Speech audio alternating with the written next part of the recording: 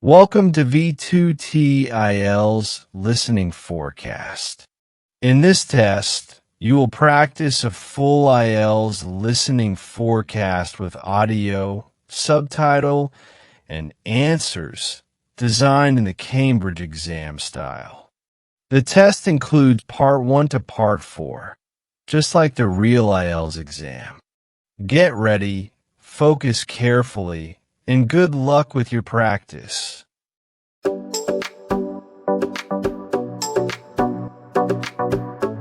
Section 1. You will hear a conversation between a staff member from Gaia's Guardians and a man who wants to do something to protect the environment. First, you have some time to look at questions 1 to 5.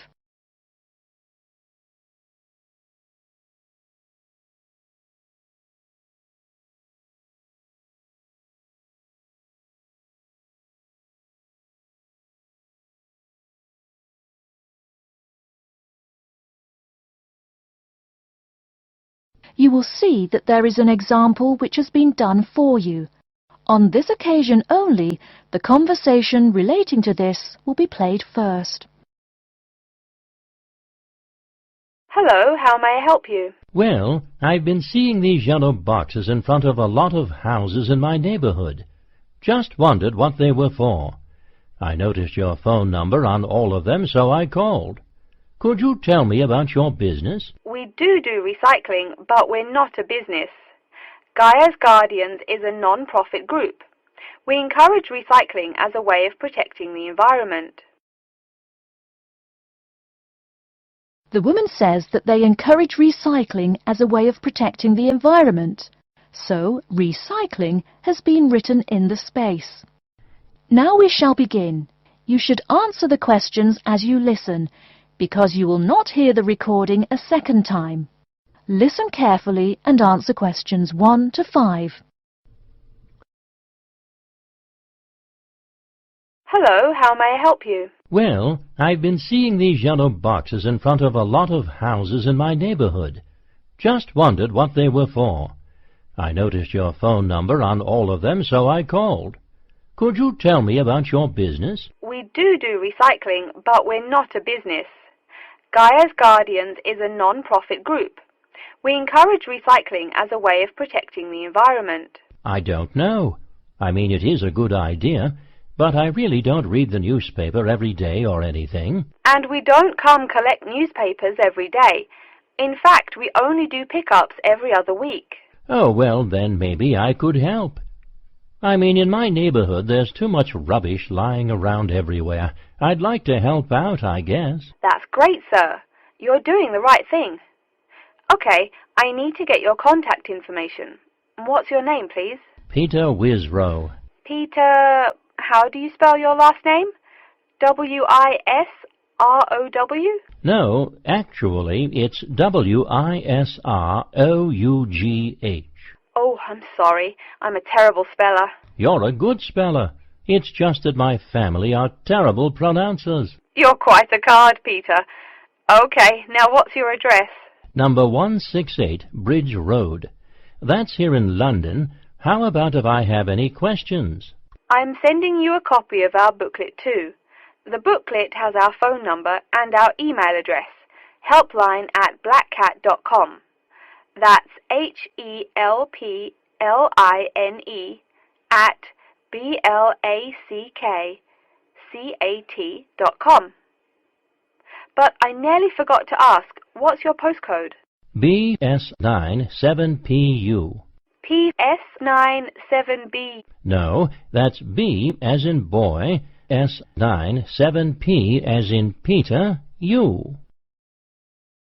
Before you hear the rest of the conversation, you have some time to look at questions 6 to 10.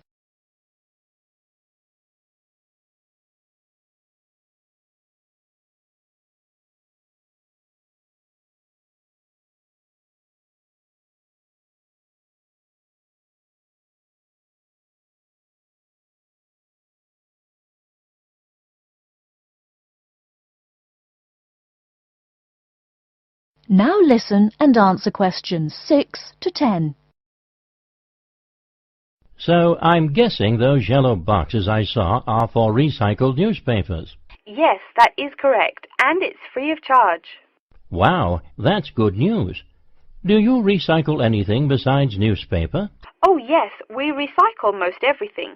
Glass, plastic, paper. Oh, so I can put like glass and plastic bottles in the box. Sorry again. Things like that you have to bring to our collection centre. And where is that? Our main centre isn't that far from you. It's actually right on the east side of Central Park. That new blue building? That's the one. Cool. Hey, what's with all those different colored boxes outside that place? Oh, that's for the different materials we recycle. The blue is for metal, the green is for glass and plastics, and the yellow, of course, is for paper. Okay. I'll try and manage to keep all that straight. Oh, no need.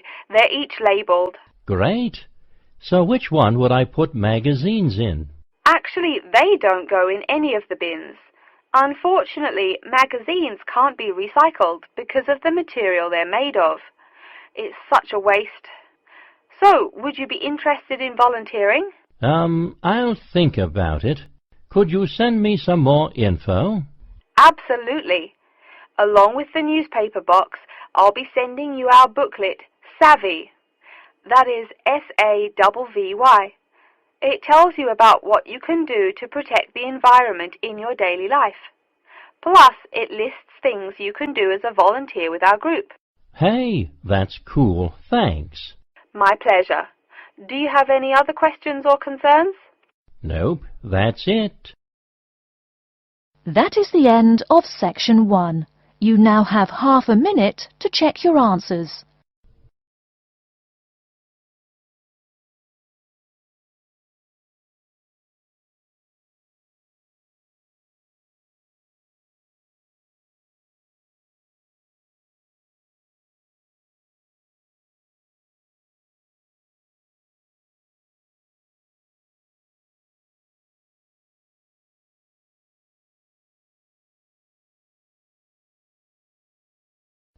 Now turn to Section 2.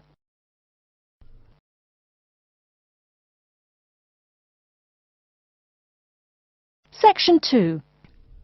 You'll hear an introduction about how to make a resume and apply for a job. First, you have some time to look at questions 11 to 17.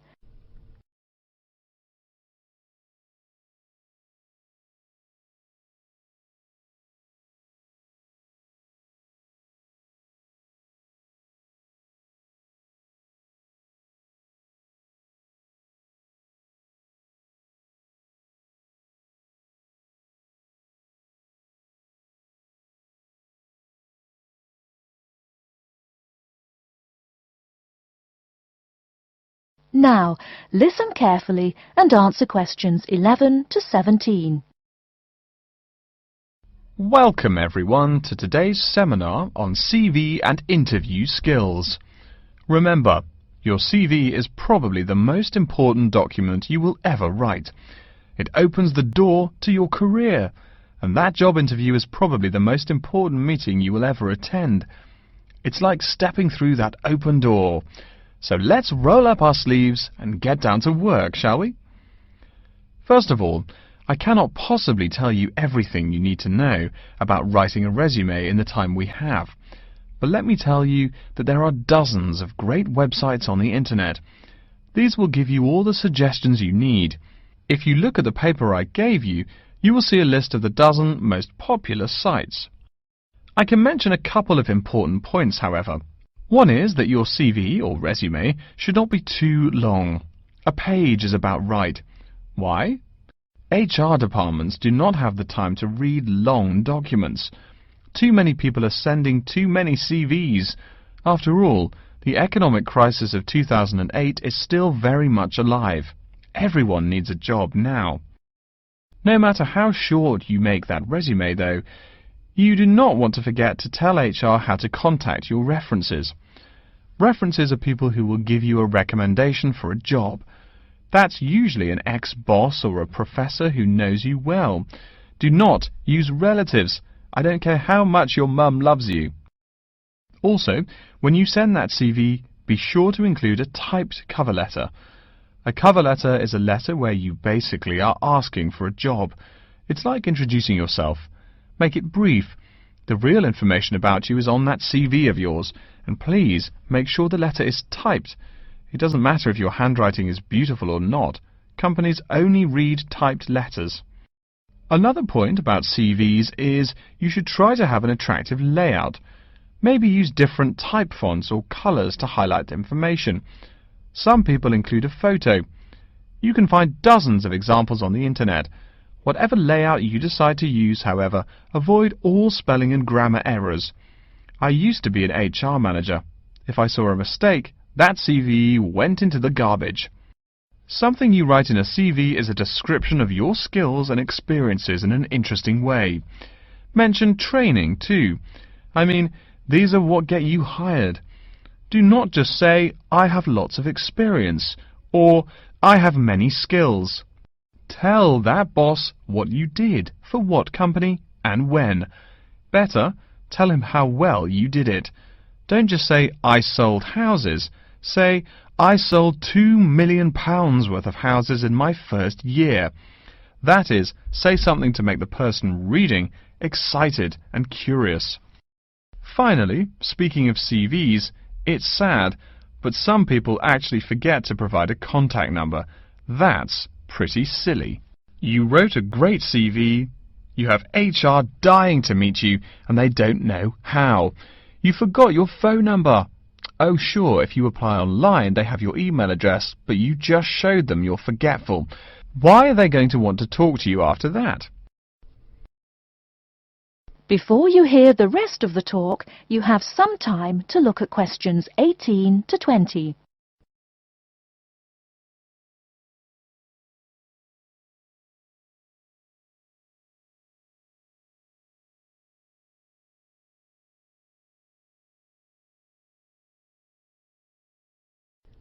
Now listen and answer questions 18 to 20. Alright, moving on to the actual interview. I'll go over what you need to know by the end of it, and what you can discuss and negotiate on later once it looks like you'll be offered the job. First, there's working hours. It's not that necessary to hammer out the hours off the bat, especially since it's easy to come off as lazy when the first thing you bring up is how much you're going to have to work. You can also find out more about possible promotions later on. It is important, however, to get a feel for how much you'll be paid. You should make sure the salary range is commensurate with what you're worth, and if you're not, you can move on to better opportunities. Being sure you're going to make what you want to live on is much more important than issues like your pension. You're all so young that your pension is not going to matter for quite a long time. You should find out about what skills you must know for the job and what they'll teach you. In addition, if the company will provide training, you should find out how long the training period is and whether it is paid. Beware of any jobs that want you to train for a long time without appropriate compensation. Speaking of compensation, find out about holidays as well. Do you get paid vacation time? Are you allowed to take personal days? Do you have to work on national holidays? Once you work out these main issues, you can move on later to details like the location and expected attire and whatnot. Wow, that's a lot of information. Let's take a break so you can think everything over and ask any questions you may have. Don't hesitate to come and see me if you need any clarification on all this stuff. That is the end of section 2. You now have half a minute to check your answers.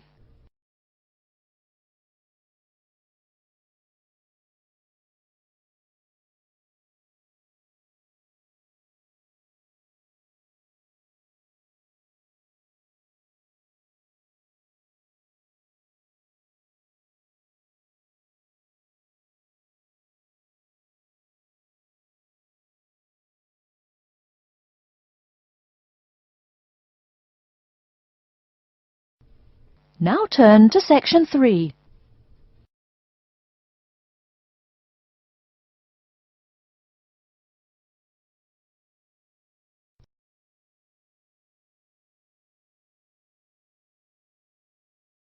Section 3.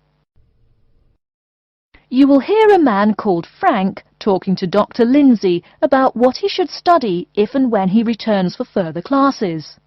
First, you have some time to look at questions 21 to 25.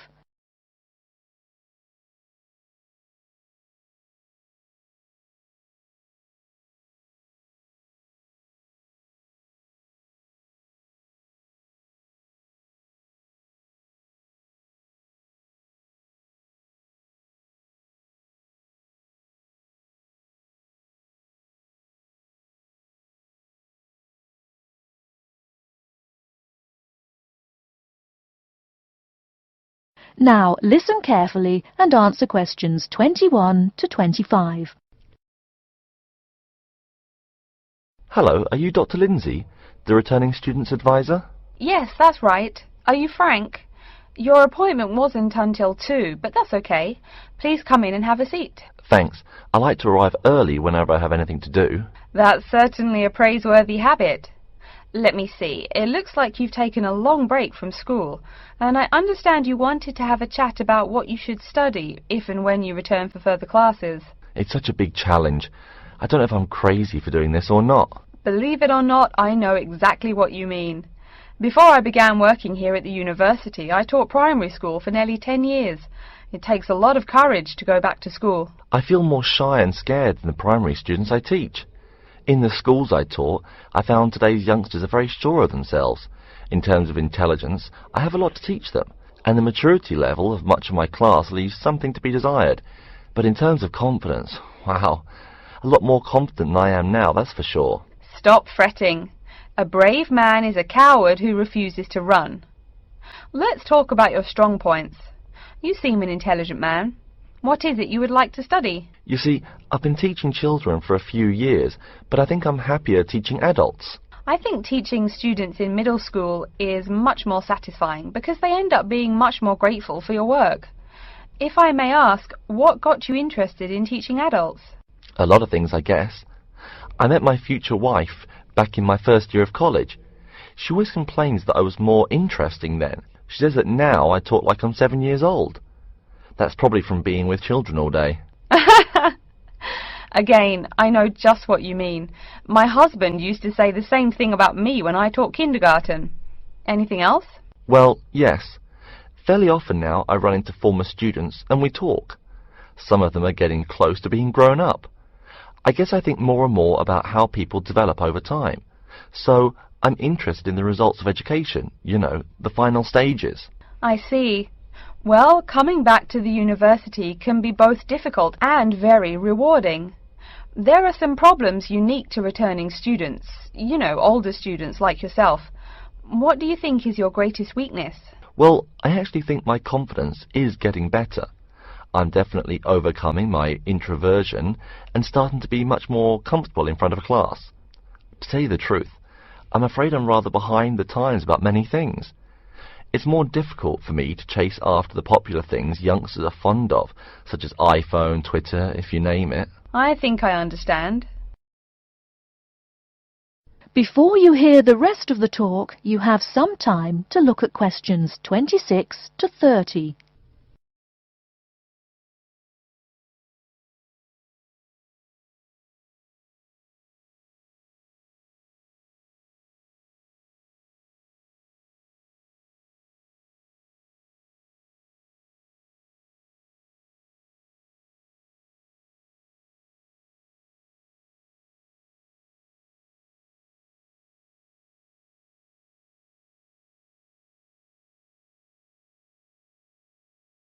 Now listen and answer questions 26 to 30. How old are you, 35? People at your age still go back to school for further education. I was a bit the same way. I mean, I didn't study at university till after I had a family, a husband and one child. My point of view was a lot different from your average 18-year-old girls, I can tell you. Gee, that sounds pretty rough. A family and college? Clearly you weren't unsuccessful, though. It was, Frank, it truly was. My first term at school was extremely stressful. But, excuse me, you're not here to listen to my life story. We're talking about your plans. Is there anything unique I should know about you or your past experience or plans? I'm afraid not. There is nothing interesting about my career or plans. It's really not too impressive. Now, I forbid you to talk like that. This is your one life, and if you're not interested, why bother living it? Don't be so humble, Frank. Okay. My wife says I'm a wimp. Let's talk about your dreams a bit. You want to teach adults, you said. What would you like to teach them? Well, when I first came to college, I really liked languages and literature. A lot of people have told me that for practical reasons, it would be more rewarding to choose business management as my major. But I made up my mind to study liberal arts once I got the idea of going back to school. I must say it's refreshing to meet someone who knows there's more to an education than computers and finance. Let's have a look at the university course catalogue. Excuse me, Dr. Lindsay, before we do that, could I maybe ask you some questions about changes in university life? I think I need to discuss that so I know what to expect. Of course, I'm here to help you. The biggest thing to get used to is the change in technology. Professors present things on huge screens, many of which are interactive computerized whiteboards. You can write on them still and use them like a touchscreen. They're really handy. No more sloppy scribbled notes on the projector. Let's see, I doubt you'll be living in student housing, so I won't go into all the improvements there. Another major change that you'll enjoy is the plethora of resources available for students. As a student, you have 24-hour access to the gym and library privileges that include the use of school computers to scan, copy and print. And of course the media library, which contains movies from all genres and most of the movies listed on AFI's top 100 movies of all time. The dining facilities are also not what they used to be. They offer choices for all diets and you can expect a hot meal any time of day. Wow, things really have changed. I'll be sure to utilize all those great facilities in my time here. Thanks for all your help, Dr. Lindsay. I think that's all the questions I have for now. That is the end of section 3. You now have half a minute to check your answers.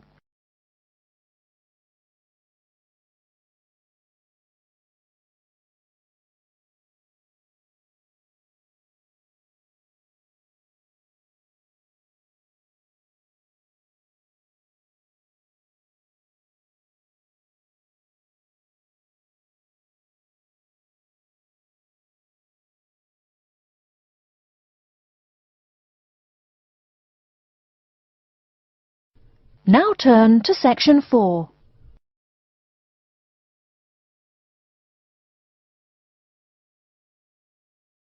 Section 4. You will hear an introduction about the curriculum and facilities of Wassamata University. First, you have some time to look at questions 31 to 40.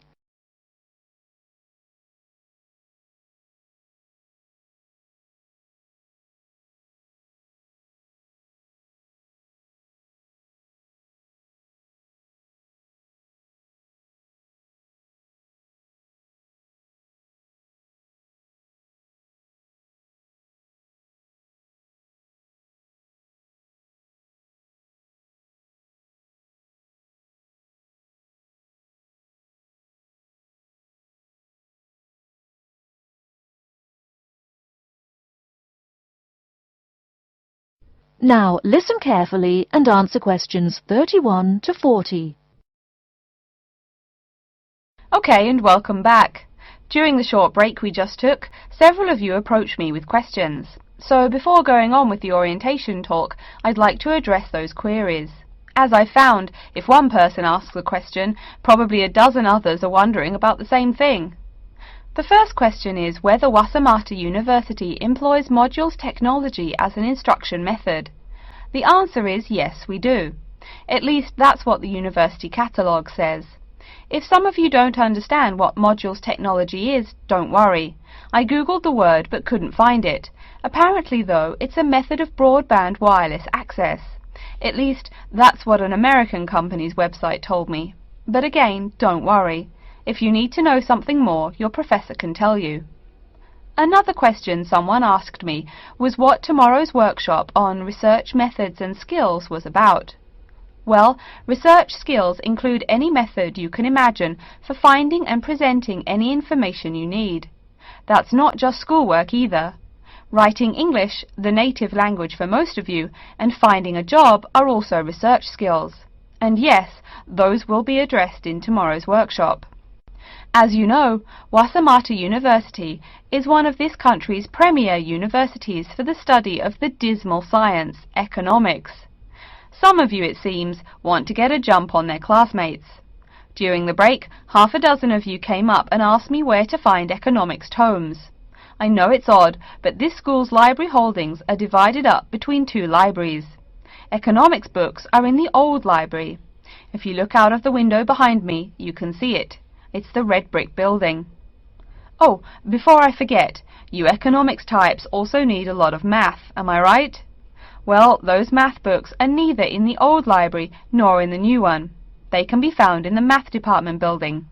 Why am I telling you this? Doesn't the invisible hand guide economists? Maybe it's good you asked.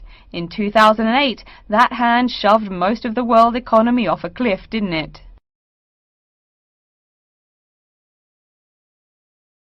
Now, I realize that most of you couldn't bring a computer printer or a photocopier from home. So I'm sure you're already wondering where you can copy things like term papers, internet articles, and things like that. I have some good news and some bad news. The good news is that there are a number of places you can make copies. These include both libraries and the Student Union building. Now the bad news. I'm sorry to say, most classroom buildings and academic departments do not have copiers students can use. So most of the large buildings you see around campus do not have copiers for students. The copiers there are reserved for professors and office staff. Oh yes, I nearly forgot to tell you. If you need to have printing done, all the copiers available to students are laser printers. Plus, for your convenience, you can pay using prepaid cards. You can get those in the Student Union building. That just covers the questions put to me. If you have more, please see me during the next break at 2:15. Right now, though, I'd like to start to give you a rundown on the various facilities here on campus. That way you won't get lost so easily in the weeks to come. I've been told that this year's incoming class features a large number of married students and parents. So you must be wondering where to put the baby while you're in class. Okay, right now we're in the Student Union building, right? Remember the big doors in front where you all came in? If you go out of the building, you can see the nursery is just on the other side of this building. It's only about 20 meters away. Convenient, eh? Next, we're all from different places around the country. Some of you are from other countries. That means we're pretty likely to get sick during the first months of school as we expose each other to many new viruses. So where's the doctor? Of course, you need to find the Medical Services Centre, which is on the right as you leave the building. Remember, that's the second building on the right. And if you look out of that window, you can see a lot of antenna and satellite dishes on the roof. So that's what we call the Media Centre. Yeah, I know, I think it's confusing too. The Media Centre is next to the Medical Centre. The chairwoman of the journalism school on the first floor doesn't like it when people who wander in there mistake her for a nurse. Chances are you'll have at least one math class while you're here. That red building there, just outside to the left, is the math department building. I know, it looks about as old as the subject of math, but I assure you that the inside is equipped with state-of-the-art classroom equipment, including interactive chalkboards and surround sound in every room. Oh, can you see the back building there? Yes, behind the Media Centre. Quite new, isn't it? That's the new library, just decorated. They're back to back, you might say. If you look just to the left of it at the lower, older-looking building, you'll find the old library. It's nice and quiet, perfect for those marathon study sessions during exam week. Since the weather is so nice, why don't we stop looking at our maps, but go for a walk around the campus? That is the end of section 4. You now have half a minute to check your answers.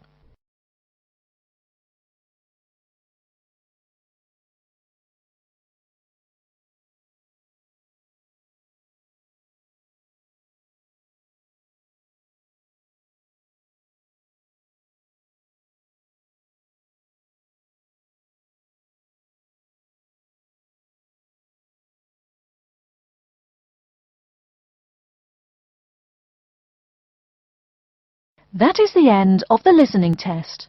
In the IELTS test, you will now have 10 minutes to transfer your answers to an answer sheet.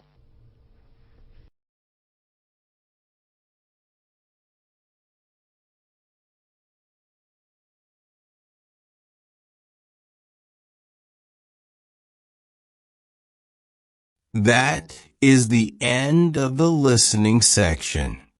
You now have 2 minutes to review your answers before the test automatically moves on to the next section. Please take this time to check your answers carefully. Make sure all your responses are recorded in the correct places, and review your spelling, grammar, and formatting. Once the time is up, the system will take you directly to the reading section. Please remain seated and stay focused. The next section will begin shortly.